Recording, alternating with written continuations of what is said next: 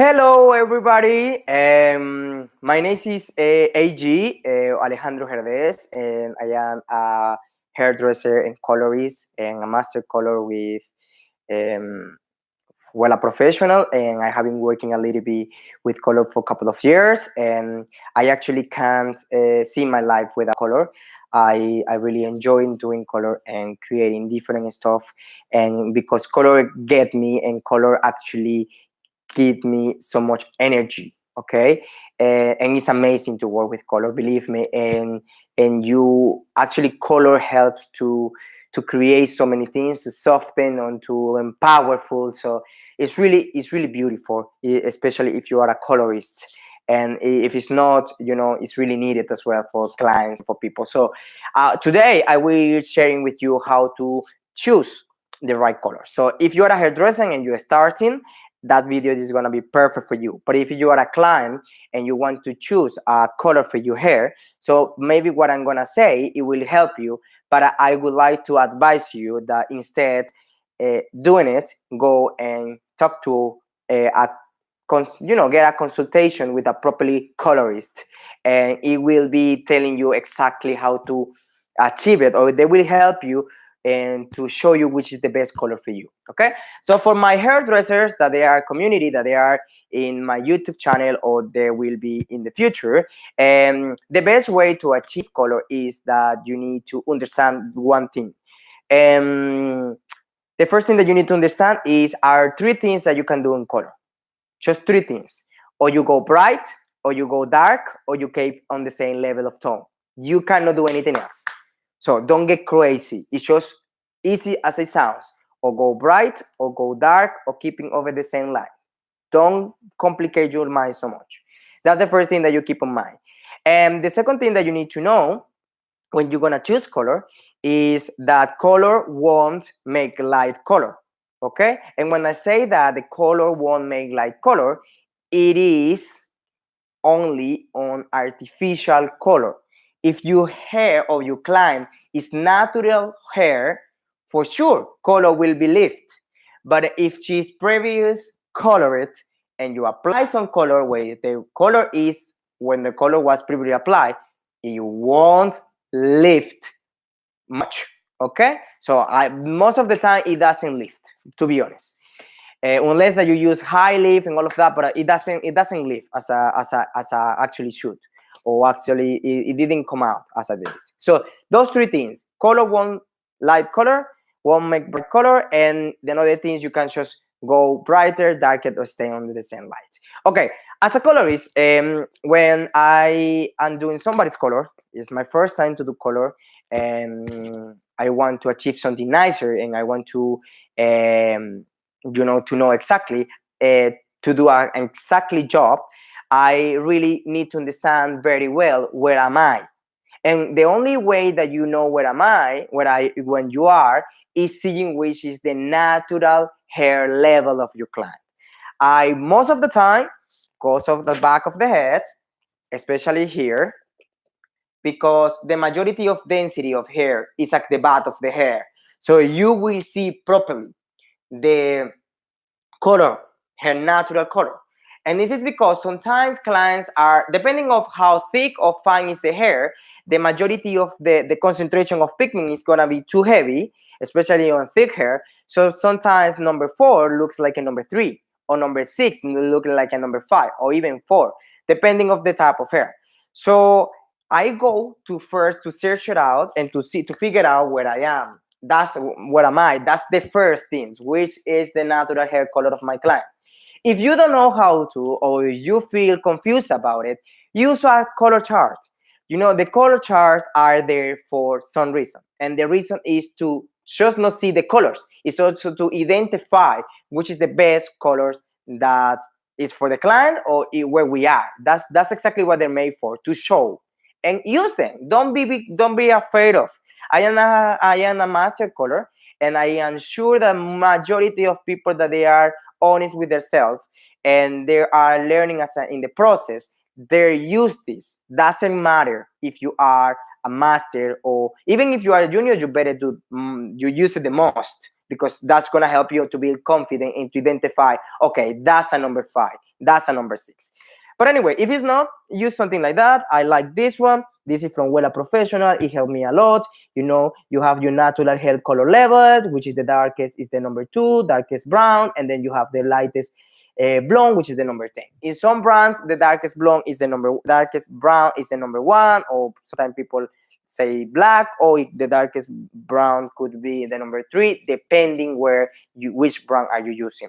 I use Wella Professional, and I use another brands to achieve different results. Today, I'm going to share with you how to do it with an AlphaPar chart, but it will be helpful as well. And after that, you know which is the color at the back of the hair, or you see the color, the hair natural color. So it's time to choose. Keep in consideration that things as well. If client is a level 4 or 6 or 5 or 7, well, that 7 is very light, but or maximum 6, don't go lighter more than 2 levels. If you go lighter than 3 or 4 levels with color, what's going to happen is if you don't do right, you could see something that is a little bit orangey or is a little bit yellow tones. And this is because it's something that you have to keep in mind as well, is that not everything that you see is true.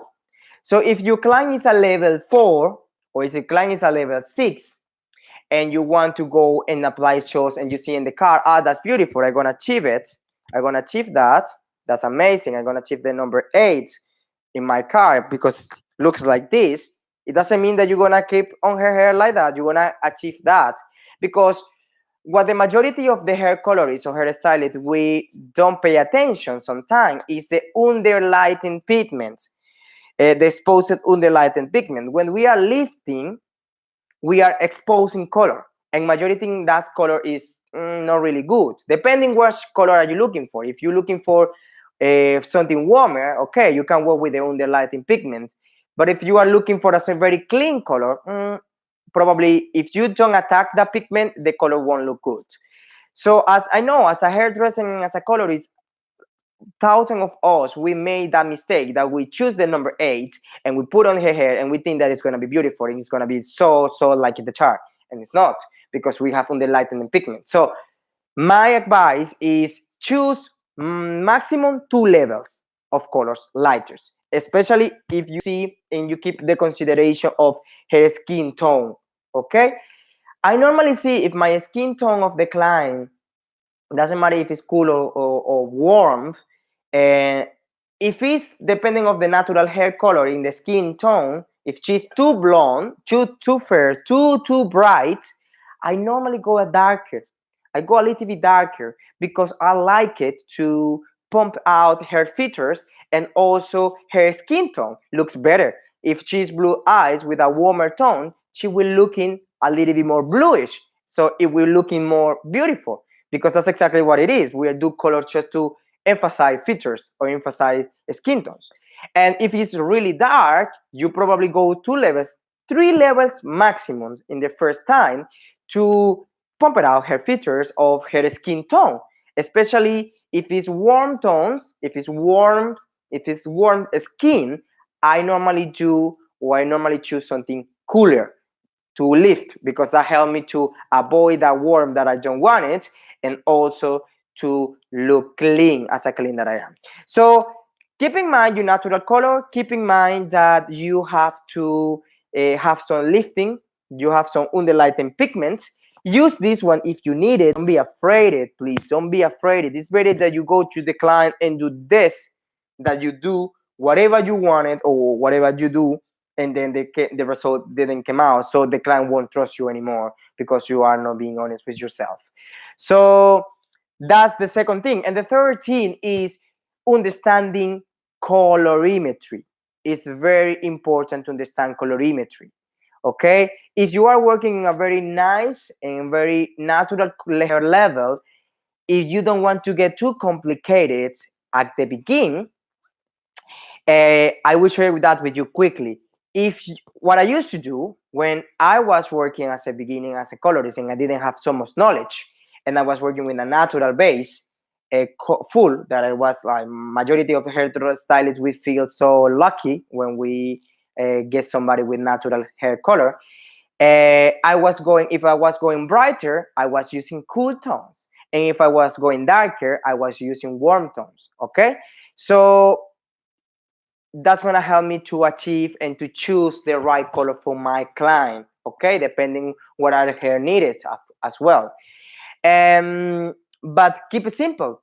If you go up, if you go brighter, keep it, use cold tones. If you go darker, it's better to use warmer because gives you beautiful shades and beautiful colors as well. So yes, and the third thing, the last thing that is really important in choosing your color right is to know how to work with them.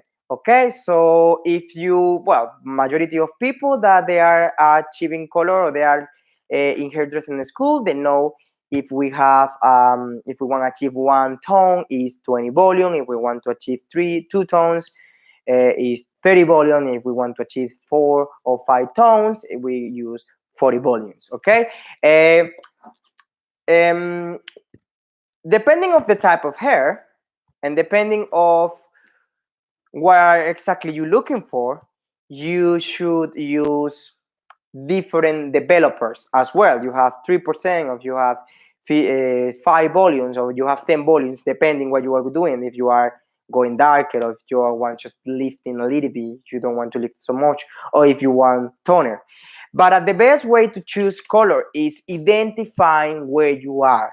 Okay, and that's my tips. Identify where you are, which is the natural color of your hair, where each is. Okay, and that's the first. And the second, I will keep in mind that you need to understand the underlying pigment level, lines or levels, you know, which is behind, what is behind that, and also to know how to work with the product, if you're gonna lift or you're gonna dark or you're gonna keep on the same level. So I hope this video helped you to understand and you get the tips that I wanted, you know, to give it to you, to share with you for the beginning, okay, of the colorimetry. Understand as well that colorimetry is very extensive. So to understand really well, you might go through different videos. I'm gonna give you different videos in the process, and you will learning a little bit more about it, and you will understanding how to really work with color and achieving amazing stuff. So don't forget to give a like to this video, share with somebody that you feel or you think that will help you, that will help them, and then we see you soon. Bye bye.